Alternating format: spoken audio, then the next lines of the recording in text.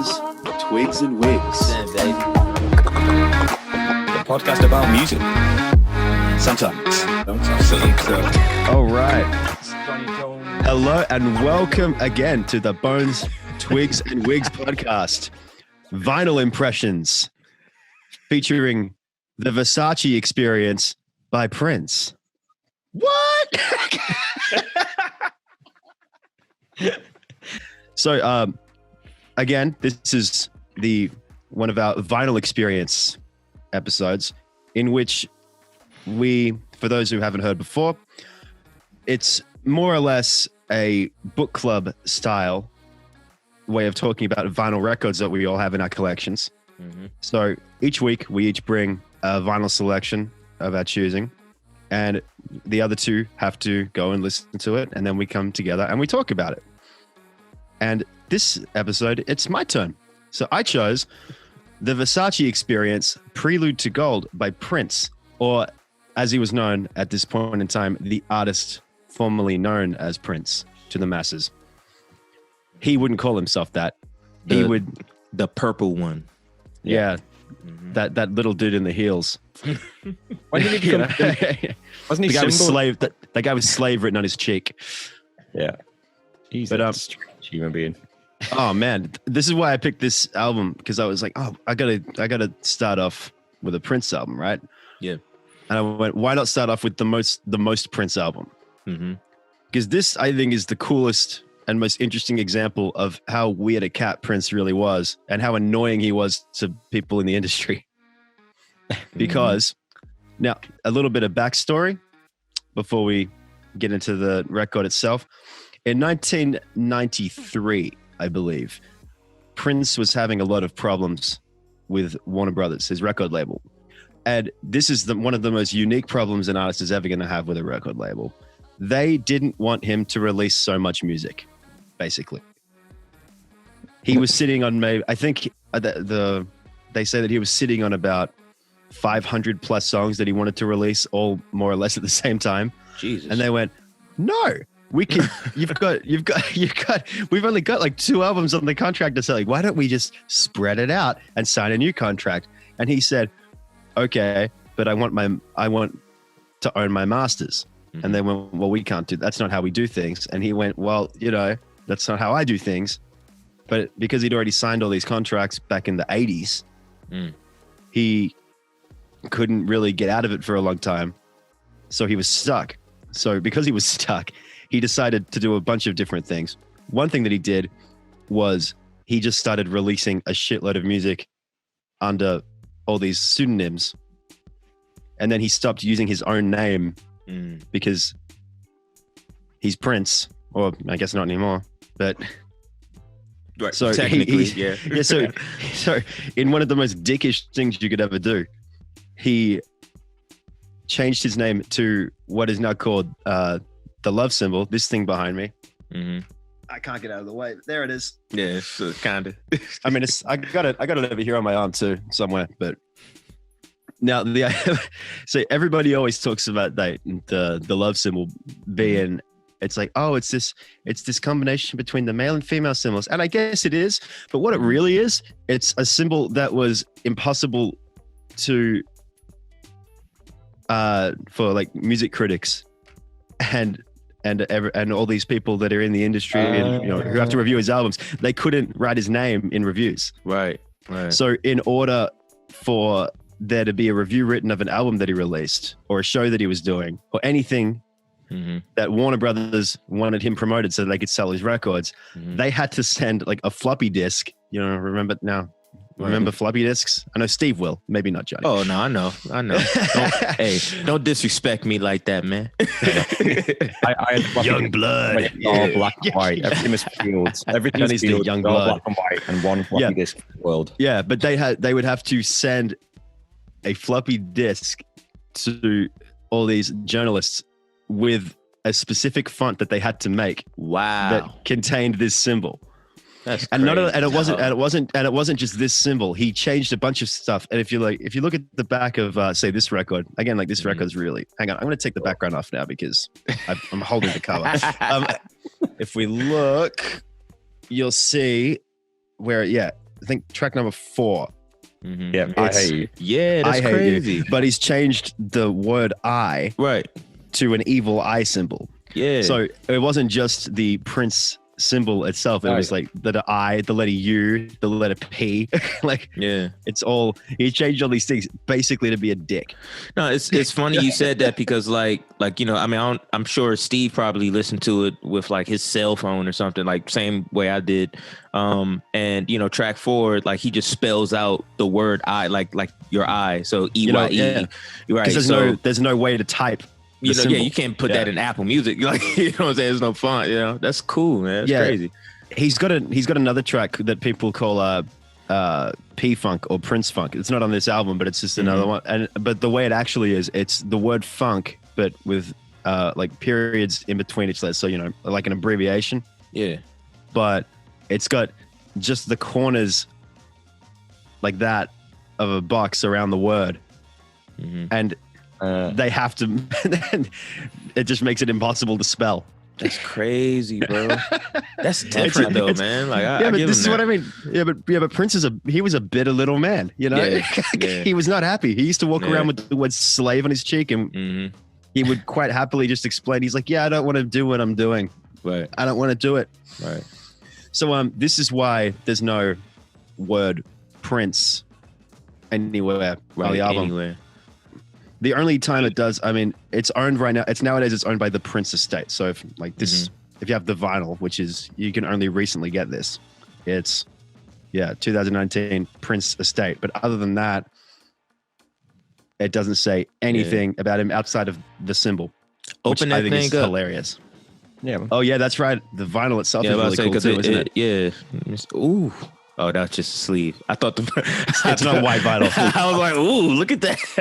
It's like this is like something sexual for Johnny. Like he just saw the I was sleeve. like, ooh. Damn, it's like some DJ AM shit right there. Ooh, it's So, square. no, I- Like, Dude, ooh, I that purple like is this. nice. Put it Yeah, on, right. baby. It's nice grainy sort of purple too. If you can, Yeah, that's oh, kind snap. of one. Yeah, so like one nice thing that's coming out of starting like a record collection and getting, you can get all these new released versions of classic albums. Mhm. A lot of them are getting really creative with the color of the vinyl, which Yeah. I think is kind of cool. Mhm. So like I've got. Yeah, I but just got Kind of Blue, the Miles Davis record, Kind of Blue, but I got a Word. re-release of it, so it's actually blue. Dope. nice. That's pretty cool. Mm. Now, now under the actual album though. Anyway, that's just a little backstory about what Prince was doing in the 90s. Mhm. If you want a really cool Prince album, the next album that he released as himself was in 1999. So this is what, 6 years that he was going by the symbol, Yeah. where he Is that released some really cool stuff. But Sexy motherfucker on that wasn't one. Prince. Sorry. Is that the one with sexy motherfucker? No. Around that time. No. No. I'm talking about Emancipation, the triple album. It starts off with Jam of the Year. Ooh, everybody's here. This is the Jam of the Year. Oh, body fall. Yeah. Sorry. But so basically throughout the entire 90s, he wasn't Prince. Mhm. Yeah, he was just the artist formerly known as Prince. He was Well, like that's this just symbol. that's just what people had to call Yeah, him. they I think had they were to just call calling him him that. the artist. Yeah. The Right. artist, Mhm. Yeah, again, like the purple a one, I like bitter. He was a bitter little man. That's crazy, man. Yeah. So not only was he a bit of a dick to record companies, but he was a bit of a snob as well. And he always has been, which Yeah. I interpret that as him having a lot of respect for the art, Mhm. and a disdain for the industry of the art. But a lot of people just think that he's a dick, and they could very well be right. Mhm. So I chose this album for you two because I think it's the best ever example of all the conceptions that people have of Prince, all in one little package. Pretty much, bro. Because what this is, it's not even really a record. It's not an album. It's a mixtape. Mhm. So what happened was, in 1995, Prince was playing at what do you call it, like a Versace fashion show.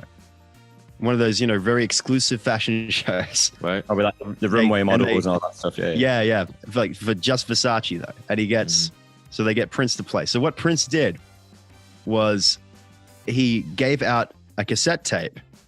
So literally a mixtape. And he gave it out only to the people that went to this show. Bro.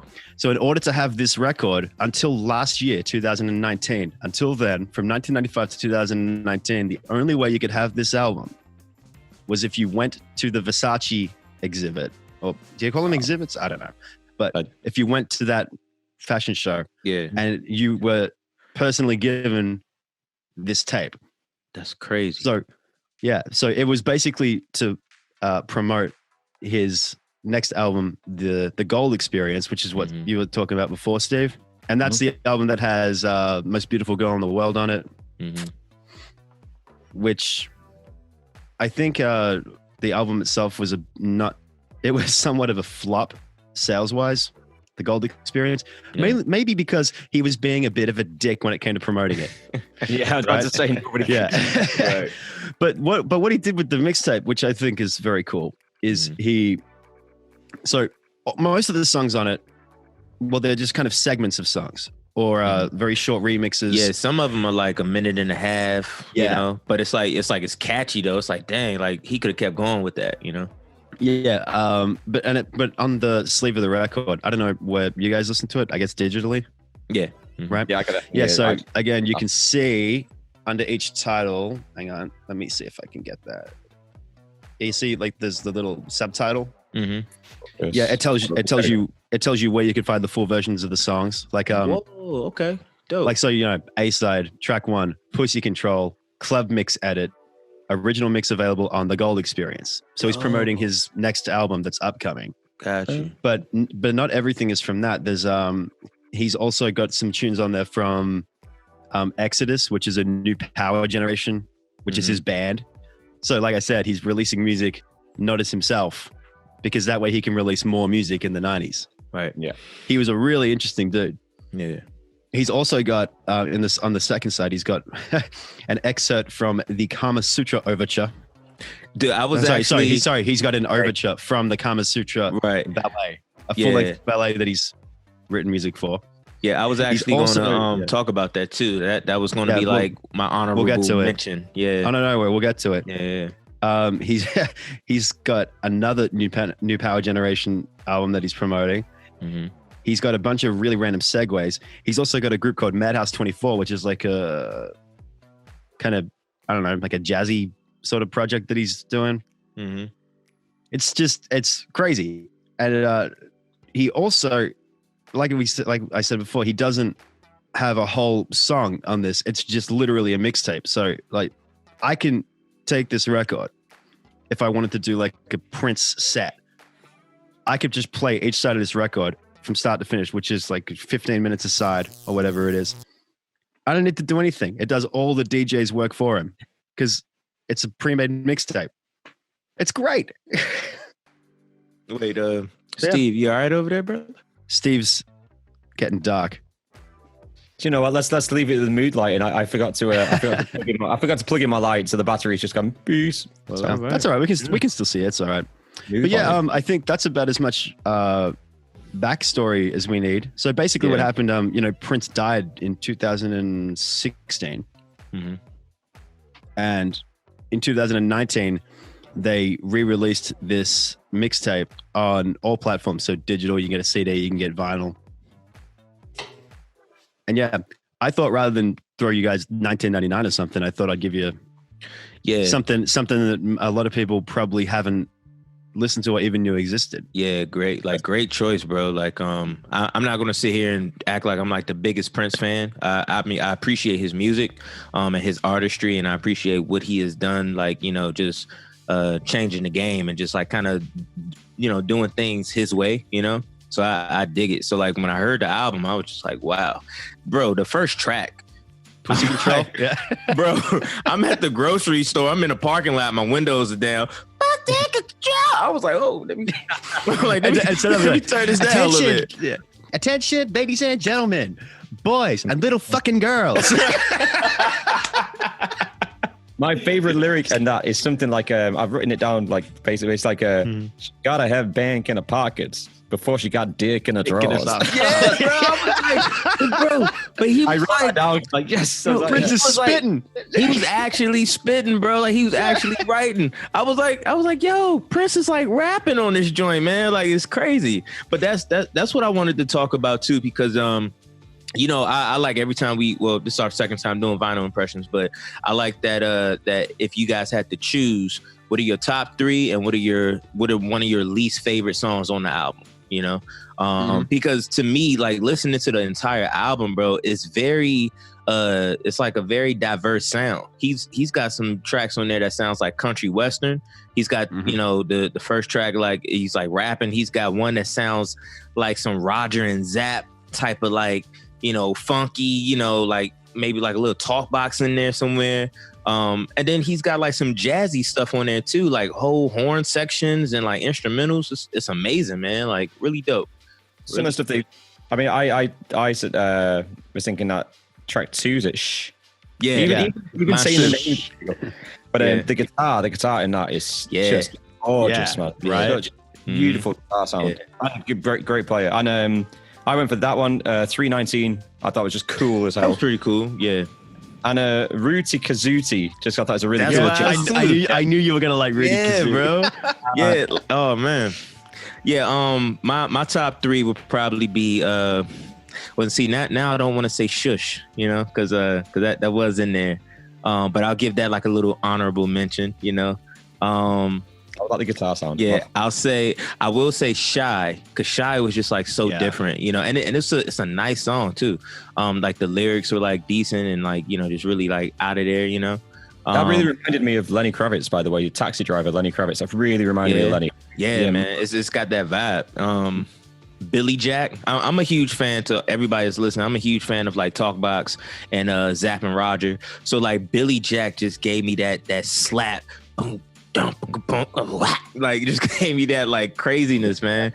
Like really groovy tune. And then Rudy Kazuti, man, was like it reminded me of like some chill Roy Hargrove. You know what I'm saying? Like just like super like laid back, like just horns. Man, whoever was in the band, bro, like they killed that whole track, man. But yeah, like the whole album was like super versatile, pretty nasty, like literally nasty. Like like all of the lyrics were like kind of vulgar, but super dope though, man. Super dope. Yeah, I really like Shy. I like 319 and Shy, which on this album it's almost like one track, but you know, I guess that's 2. And just for the sake of diversity, I really like Chateauneuf Control, just because it's weird for Prince to have a thing in French. Yeah. Like, it's just And like and that was an interesting track too, man. Like just hearing like a little bit of English and then like some like French in the background, and like it was kind of like back and forth and everything. It was crazy. Did you guys notice that another thing that he did on this is, and we gotta remember that this is the mid 90s, right? So you know, it's a bit trickier back then to you know, copy music illegally. So what he's done in almost every track is he has the Versace experience, Right? Yeah.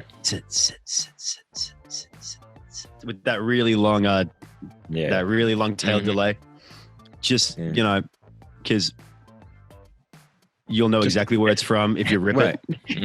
Exactly. Exactly. That's not a favorite track, I guess, but that's like a favorite little thing that I have about this album. What's the lady at one point? A lady's like, choose a new experience. Choose a new experience. That's the operator. The operator shows up in a lot of Prince albums. Right. Yeah. If you listen to one of his relatively like newer ones, like maybe from 2013, there was a double release that he did, you know, when he grew back his afro, and there's a bunch of tracks that just have it's Plectrum, it's Plectrum Electrum, and I'd have to look it up, but on both of those albums the operator comes in all the time and just just keeps talking to you in a soothing voice Yeah. to keep you relaxed. And then Prince will come up with some dirty funk track, Like do his little signature, shattering glass and all that sort of stuff. Yeah. But no, like one thing that stood out to me that wasn't a track, but it stood out, like amongst pretty much just like all across the whole album was like how the songs just kind of like went straight to each other. And like you didn't even have to look at your phone to tell like, oh, it's a new song or it's a new track. Like you can just feel it because every single song was different than the last. You know what I'm saying? Like, oh man, like I give him props on that, man.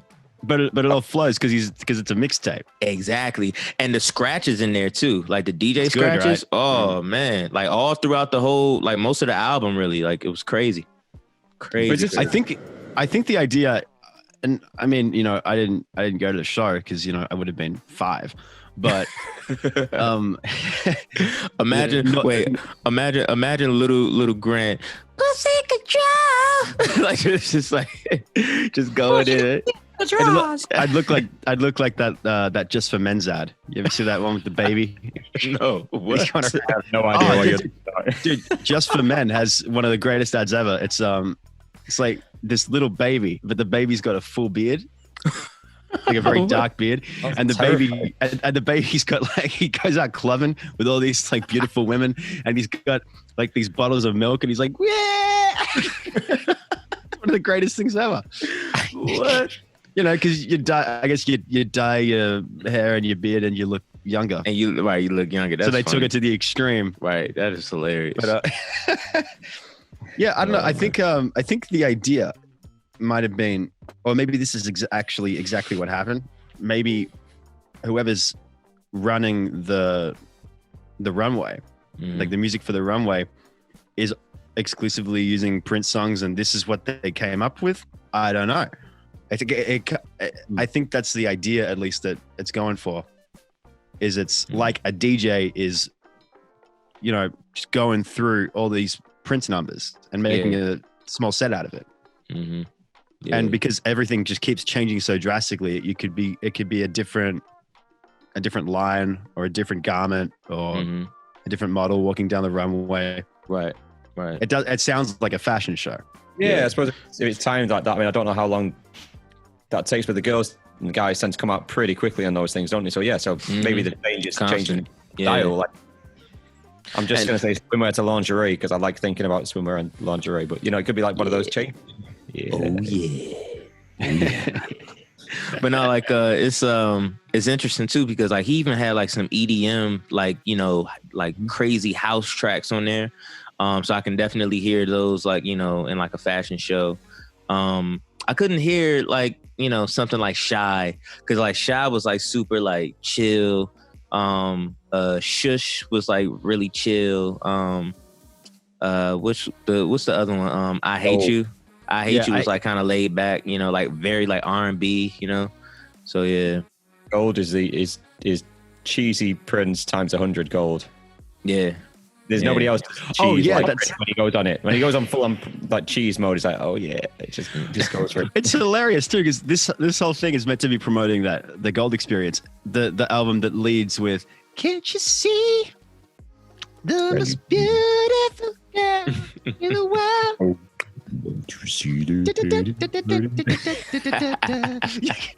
There's nothing like that on this. Right. This is just like again, it's just another example of Prince being kind of a dick. Like I think he spent the entire 90s just going out of his way to annoy people. Yeah. Like he does whatever he wants. Mm-hmm. He doesn't ever explain himself. He just and people asking questions, he goes, it's about the evolution of the soul, of the mind, of the person, of the artist. He just says that sort of shit all the time throughout the 90s. He doesn't say a single fucking thing. Imagine being the guy like interviewing him like what? What does that mean? Artists? Like, do I call you artist now? Like well, yeah. That compared to like the first TV interview I ever did. You want to talk about dead air? Like The first interview Prince ever does on television is the funniest thing. Yeah, we'll have to try and find this and insert this one. It's so funny. Oh, I've got a great photograph of you sat on top of the Purple Rain motorcycle that will be in this episode for those watching on YouTube. Yeah. That's right. Yeah, because you guys went to the to that museum in Seattle, right? Yeah, the Prince exhibit. Yeah. I'll shoot some pictures over this now, so anyone watching this, you can see the pictures. If you're not watching this, come to YouTube, then you get to see the pictures. There you go. Yep. There you go. But the thing we got to insert, so Prince has just played this is back in early 80s or something. Prince is like, he's just played like, I think it's like I Want to Be a Man or something. Or I Want to Be a Lover, sorry. I Want to Be a Man is Zapp and Roger. Yeah, that's Zapp. Because I'm like, what, did he cover that? Or that's my song, man. Yeah, but so he plays the song. It's like all this like upbeat and all that classic sort of Prince thing. And then the person comes over to interview him and goes, I understand that you played every instrument on the album. Yes. So they go, how many instruments do you play? And Prince literally does this.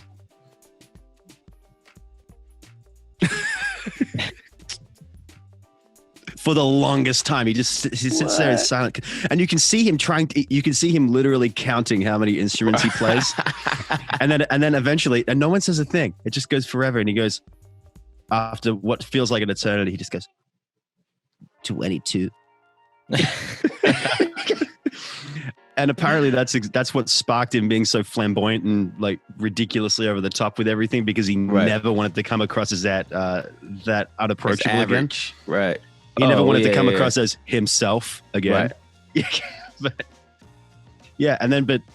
contrasting that to like the 90s, where he's just going out of his way to be antisocial because he wants out of his record contract, basically. Yeah.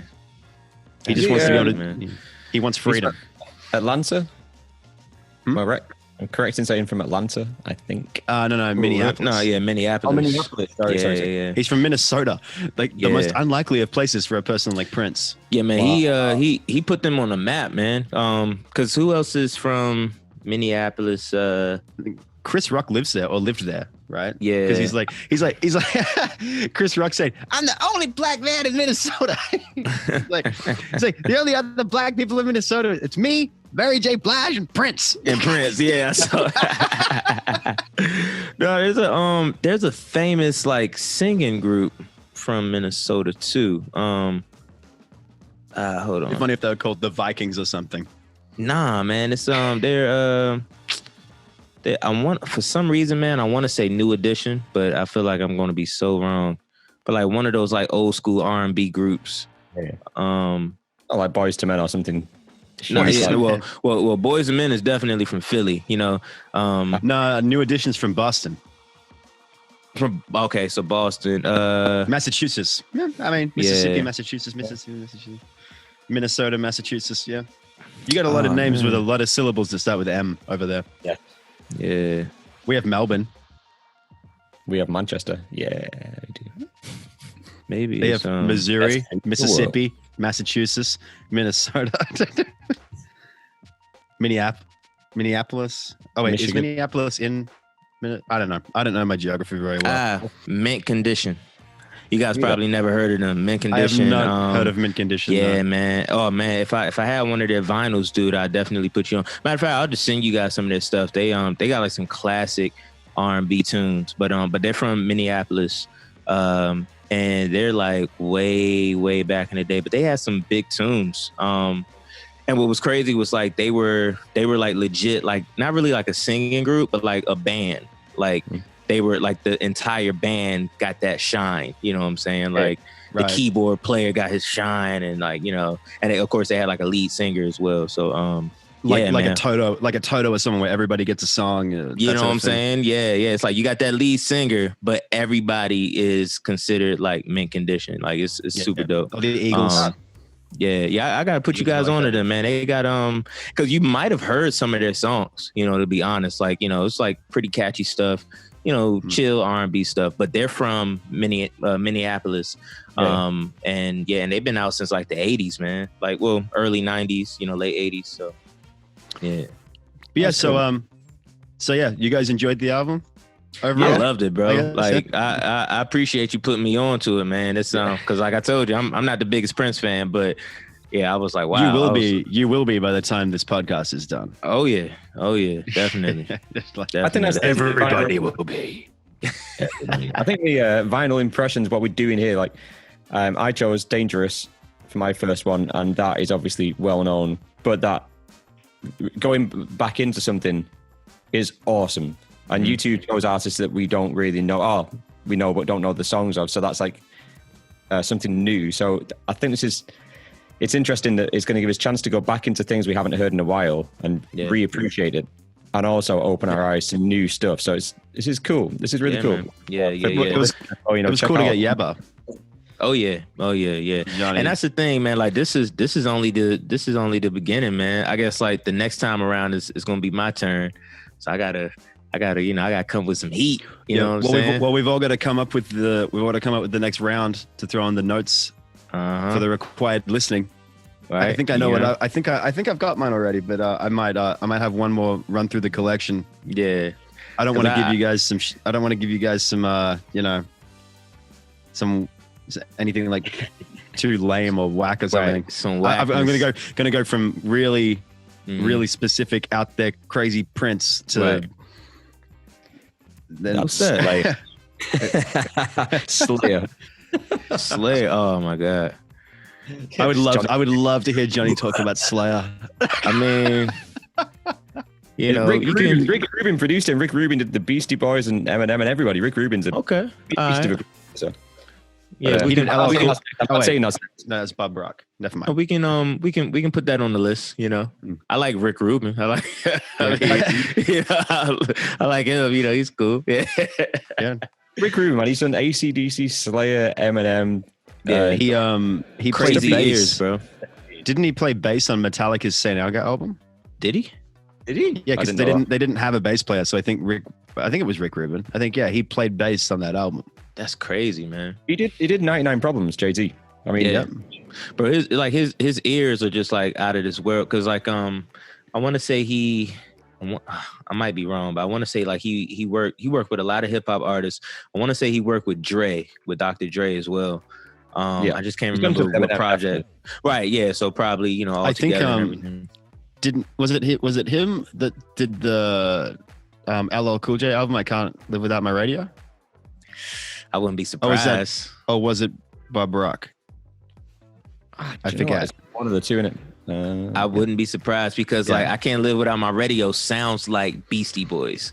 Like it's just loud and like in your face, Yeah, that the drum pattern that on Rock the Bells. Yeah. Rock the bell. Yeah, that's a crazy beat too. Crazy beat. Yeah, man. He's done some cool stuff.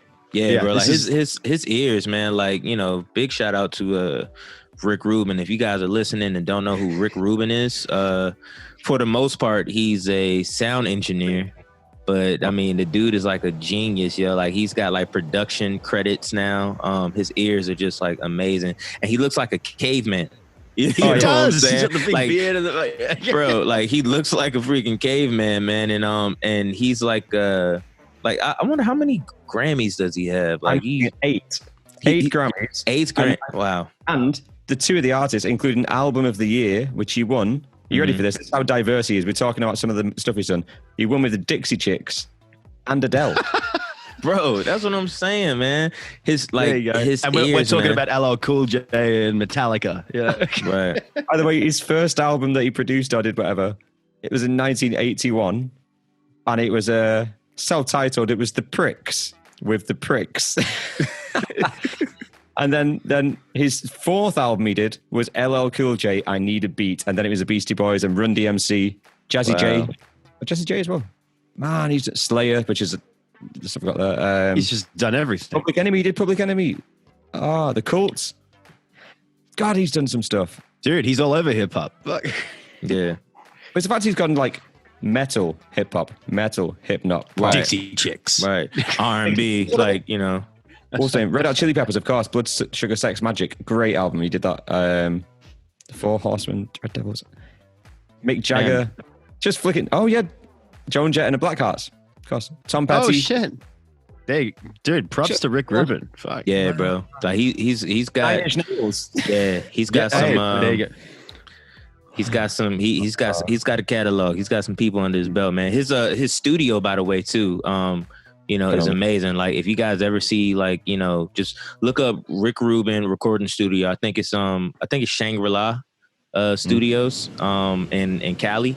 And then he's also got a studio bus. Like he took like a old school bus and turned it into like a studio. It's like crazy, bro.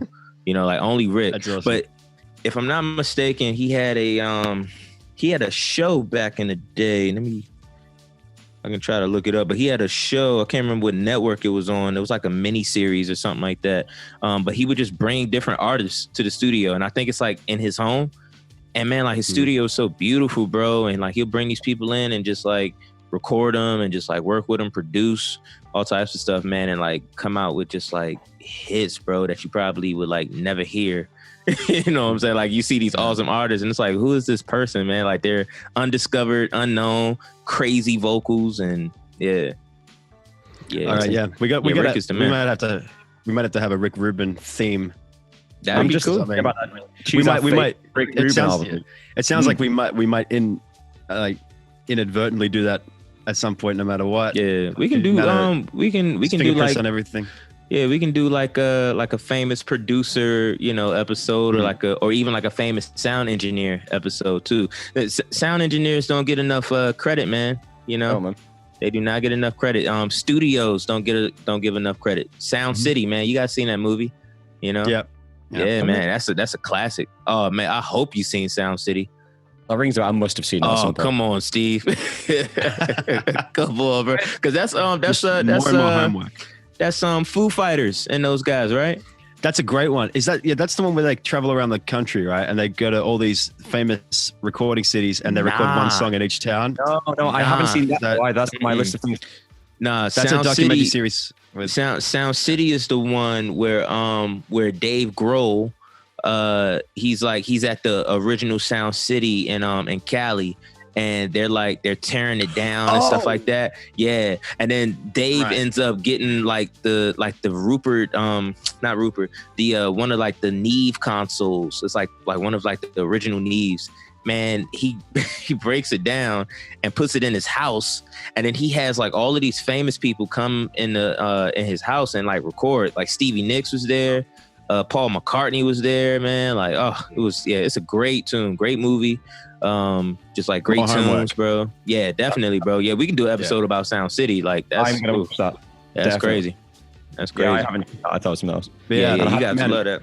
I think this is my favorite thing that we're doing. This vinyl impressions thing, though. I dig it, man. I dig it. My excuse to listen to cool music. Yeah, like my hopes for vinyl impressions, because I'm such a vinyl lover. And guys, like the real vinyl lovers, hopefully they don't curse at us, because a lot of people don't like using that term vinyl. They're like, it's a record, guys. It's not vinyl. It's not even made out of it. This is a mixtape. But so many people just hate that term. But I'm like, well, come on, man. Like, I'm not going to keep saying record, because like record can mean so many different things. Like a CD to me can still be a record, So I mean, like saying vinyl record. In our house, we would say record. Right. You know what I'm saying? Back in the day, they would say record. Yeah, when I picked up these vinyls, like I said to my mom and dad, like I'm just gonna go in the front room and grab some records. Right. Yeah. I've never say vinyl actually. Yeah. It's like it's just like a new term, but it's like I said, like like the terms have just like changed over the years. So it's like you got to keep it separated some type of way, right? Yeah. But yeah, man, like I love this, and I would love for more people in this generation to really get into it, man. I got a lot of friends who are like, yeah, I got a little Bluetooth vinyl record player, and I only got like one record. I'm like, man, like go to the Goodwill, bro, and just stock up. It forces active listening of the record, because you've got such a much larger piece of artwork to look at while you're listening to it. Exactly. You've got to remember when it reaches the center and it runs out and you got to flip it to the other side. It forces one to be a lot more active once they're listening to the record. If you just have it on your iPod, you could do whatever you want, but you've got to physically be around the record player. Exactly. in Exactly. order to listen to And the you're record. hearing it. You're hearing it the way it was supposed to be done. Like I mentioned with Michael Jackson, whatever. Like it's meant to be an album. You're meant to put it on. Oh, and we were listen going and just nuts let on it the go. artwork from Yeah. the Michael Jackson album. This one too. Yeah. The first thing Johnny said when I showed this thing, he's like, "Dude, the cover." Yeah, Like- bro. Like right off the bat, I was just blown away because like that cover is just like boom, like in your face, man, and it's so different, you know. But then he gives you nothing else. Right. You know? Again, Prince being a bit of a dick. But yeah, anyway, that's we're gonna run out of time real quick. But Mhm. yeah, this has been a fun one. I enjoyed this. Just another Yeah. excuse for me to listen to more Prince, right? Mhm. So yeah, everybody should check out everything by Prince. But I think this is Yeah. a really funny one to listen to, just because it's such a like diverse example of him. Very Yeah. diverse. So really, man.